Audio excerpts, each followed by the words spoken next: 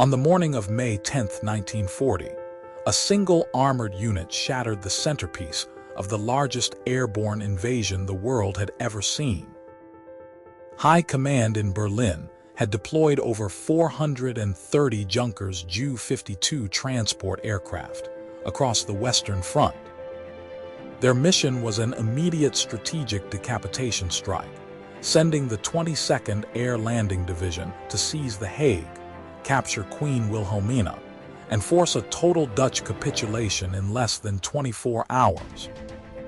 But as waves of transport planes descended through the morning mist toward the tarmac of Ypenburg airfield, their landing path brought them straight into a lethal ambush.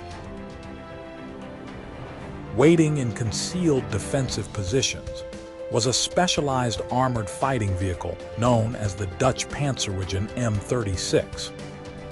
Built on a robust 6x4 chassis with 15 millimeters of hardened steel armor, the Pantserwagen M36 was armed with a high-velocity 37 millimeter Bofors cannon and 3 rapid-firing machine guns.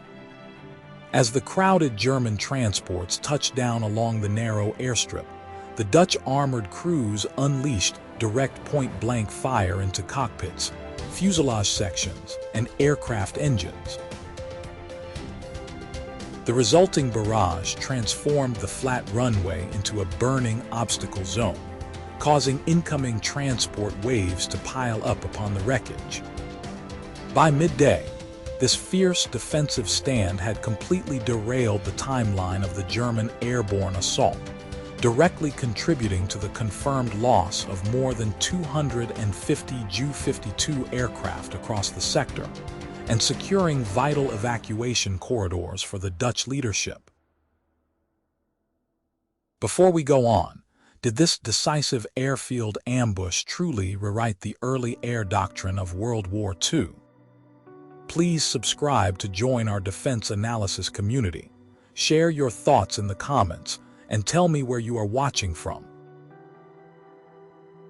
To understand how a handful of armored cars crippled an entire airborne division, we must examine the remarkable engineering behind the Pantserwagen M36. Originally developed in Sweden by AB Landsverk under the designation Landsverk L181, the vehicle was ordered by the Royal Netherlands Army between 1934 and 1936 to form the mechanized corps of their rapid reconnaissance units. In a fascinating twist of military history, this armored hunter was constructed upon an imported German Daimler-Benz G3 AP6 by 4 commercial truck chassis, powered by a reliable Daimler-Benz M09 6-cylinder petrol engine, producing approximately 68 horsepower. Weighing roughly 7.8 metric tons, the Pantserwagen M36 possessed an exceptional combat power-to-weight ratio for its era. The vehicle was wrapped in sloped, rolled homogeneous armor, measuring between 9 millimeters and 15 millimeters in thickness. This protective shell rendered the 5-man crew completely impervious to standard 7.92 millimeter rifle rounds and light machine gun fire delivered by landing paratroopers. The primary punch came from an agile rotating turret armed with a semi-automatic 37 millimeter Bofors L45 cannon. Firing high-velocity armor-piercing and high-explosive shells at a muzzle velocity exceeding 800 meters per second, this weapon was capable of punching clean through armored plates and instantly wrecking the light corrugated duralumin skin of low-flying or grounded transport aircraft. Secondary armament included 3 7.92 millimeter Lewis machine guns mounted in the turret, the front hull, and the rear compartment.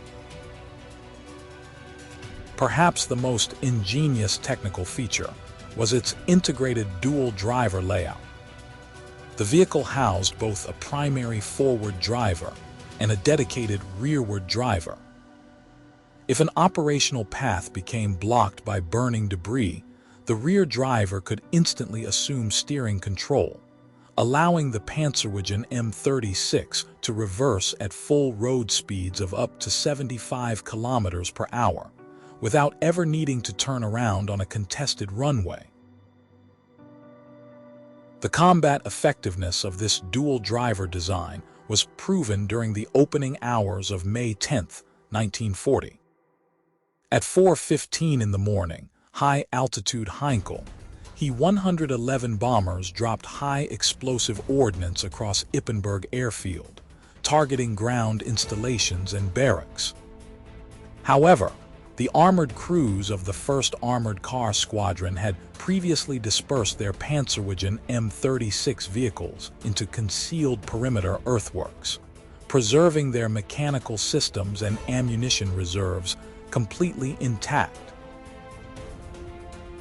By 5 o'clock in the morning, initial paratrooper drops attempted to secure the airfield perimeter, but crosswinds scattered their drop formations and separated the soldiers from their heavy weapon supply canisters. Minutes later, the main German transport fleet approached the airfield.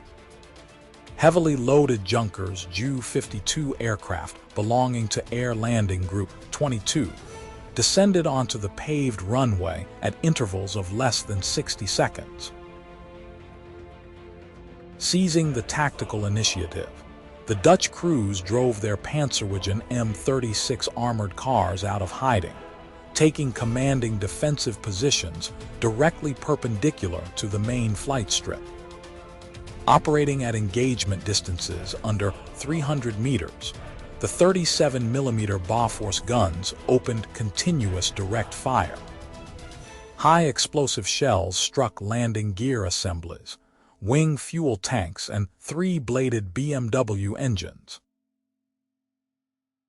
Within minutes, crippled transport planes slewed violently across the tarmac, igniting secondary fires that completely blocked the landing strip. Incoming German pilots, unable to abort their steep landing glide slopes due to tight flight formations, collided directly into the growing line of destroyed fuselages.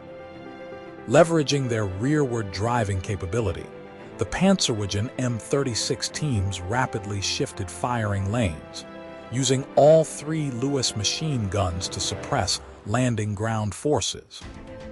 By 7:30 in the morning, the runway had become an impassable zone of metallic wreckage, forcing subsequent transport waves to attempt disastrous emergency landings in surrounding mud fields and along the nearby National Highway.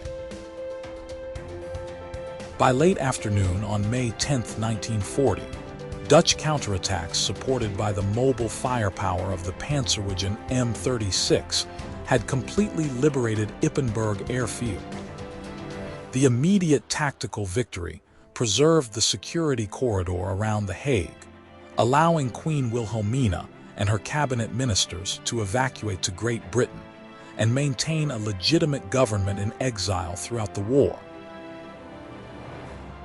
The strategic repercussions for Berlin were devastating. Official historical records confirm that Germany lost more than 250 Junkers Ju-52 aircraft across the Dutch campaign, alongside hundreds of highly trained veteran transport aircrews. Over 1,600 captured German personnel were rapidly secured and transported by Allied ships to internment facilities in England before mainland defenses collapsed. This crippling deficit in air transport capacity fundamentally altered the operational trajectory of the European theater. The catastrophic losses sustained at Ypenburg broke the back of German military air transport logistics, directly undermining subsequent operational planning for Operation Sea Lion, the projected invasion of the British Isles. When Dutch forces eventually surrendered on May 14th, following the bombing of Rotterdam, surviving Pantserwagen M36 vehicles were incorporated into rear area patrol units under the designation Panzerwagen L182H, due to the exceptional reliability of their Daimler-Benz engineering.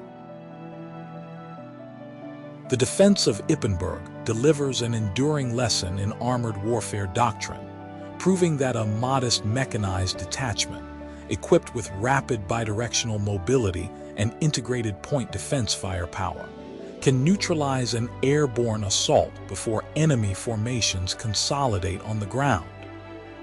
The Pantserwagen M36 demonstrated that superior situational awareness and decisive mechanical design can overcome overwhelming aerial superiority. Had the German transport fleet bypassed Ypenburg and captured the Dutch leadership on day one, would the trajectory of the Western Front have taken a radically different course? Or was the ultimate exhaustion of the airborne arm inevitable regardless of this airfield stand?